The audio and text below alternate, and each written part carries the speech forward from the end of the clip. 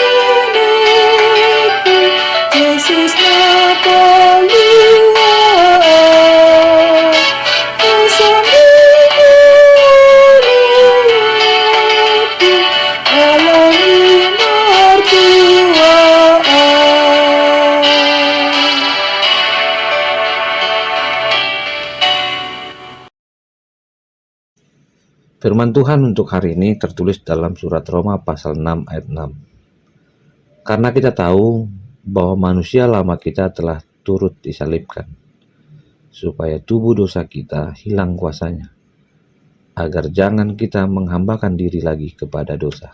Demikian firman Tuhan.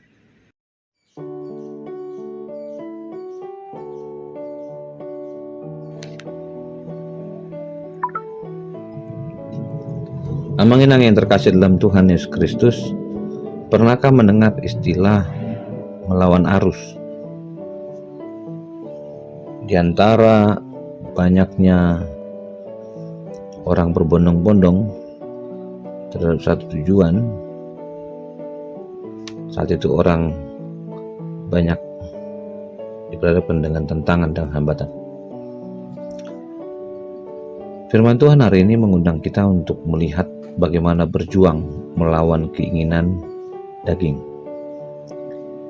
Seakan-akan meniadakan daging adalah satu hal yang baik. Firman Tuhan tidak berbicara tentang bagaimana seseorang menghilangkan daging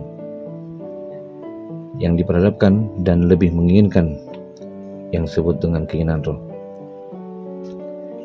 Namun manusia harus tahu bahwa manusia lama telah disalibkan supaya kuasa dosa itu hilang.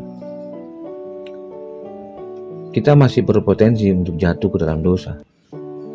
Namun ada kebencian yang sangat mendalam terhadap dosa. Kita pun harus berjuang mematikan dosa, di mana Roh Kudus memampukan kita untuk berjuang melakukan itu. Kata mati dalam pemahaman kita terhadap dosa diajarkan untuk berpusat pada Kristus, bukan pada diri sendiri. Dengan demikian, Paulus ingin mengajak kita memandang pada sebuah pengorbanan yang dilakukan oleh Yesus di kayu salib. Perenungan ini adalah sebuah proses mati atas kehidupan lama, supaya dosa itu tidak berkuasa lagi. Kita dipanggil untuk hidup baru dalam Kristus, bukan karena kita kuat atau gagah, namun karena kita mempercayai Kristus. Inilah panggilan kasih karunia yang diajak oleh Paulus kepada jemaat di Roma, supaya kita tidak menghambakan diri lagi kepada dosa, dan kita dilayakkan untuk menjadi anak-anak Allah.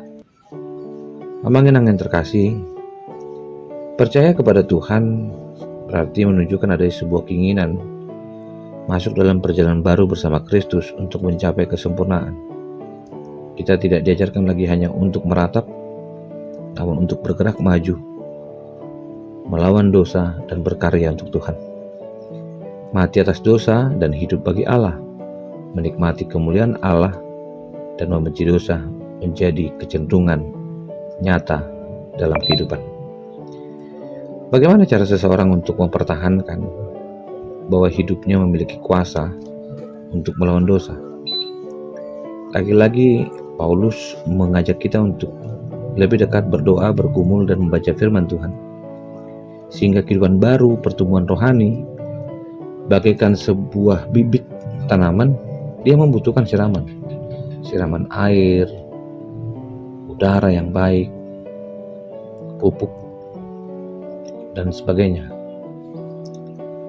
Bukan berarti semuanya itu membuat tumbuhan itu menjadi kuat, tapi dengan itu tumbuhan itu akan lebih cepat bertumbuh, dan kita bisa menikmati apa yang harus dihasilkannya melalui buah dan pertumbuhannya. Dengan demikian, ingatlah bahwa Kristus telah disalibkan, dan penyaliban itu menunjukkan bahwa Kristus telah menang atas maut. Menginang yang terkasih, sebagai orang percaya harus memandang bahwa dirinya sudah mati bersama dengan Kristus di kayu salib. Proses mati ini adalah proses di mana kita menghayati diri supaya hidup dalam kehidupan yang baru. Kehidupan yang tidak lagi melihat ke belakang, yang hanya melihat pada suatu hal yang mistis, suatu hal yang luar biasa untuk dapat menikmati hidup. Hari ini bersyukurlah untuk hidupmu, dan jadilah orang yang berkomitmen dengan tekad bulat meninggalkan cara hidup yang lama dengan memberi tempat pada Kristus untuk berjuang bersamamu melalui Roh Kudus. Itulah cara kita mengenakan hidup baru dengan menanggalkan manusia lama kita dan hidup di dalam kebaikan dan anugerah Tuhan. Pergi ke gereja, mengikuti aktivitas gereja, dan menjadi pelayan gereja adalah bagian dari cara hidup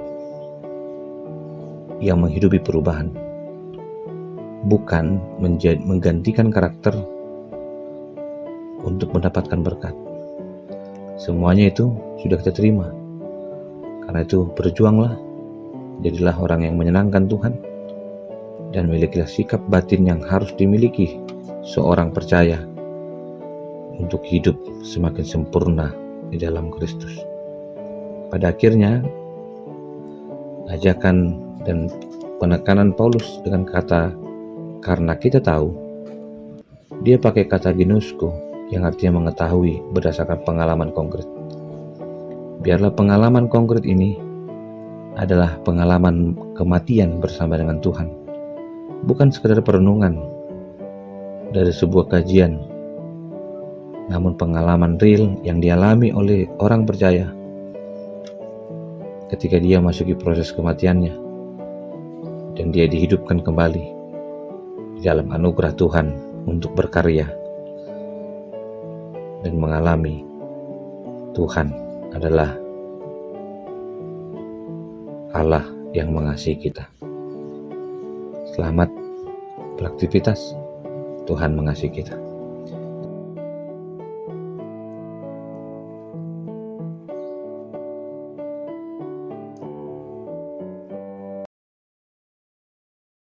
Terima kasih Tuhan untuk hari ini.